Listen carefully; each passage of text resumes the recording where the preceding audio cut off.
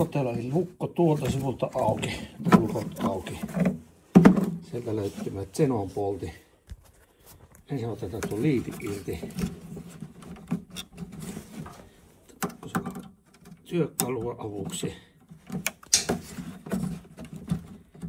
Noin. Sitten otetaan tämä. Eli painetaan alas sivulle.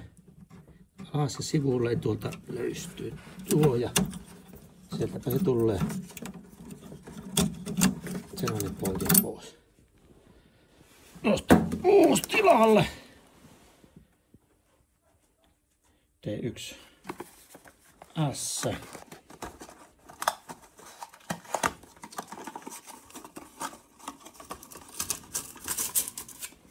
Ei kosketa polttimuun pinttoon.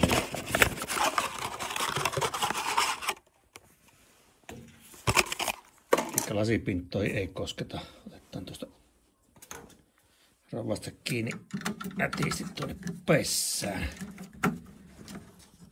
Nätisti pessään tuo ja liitin kiinni. Noin.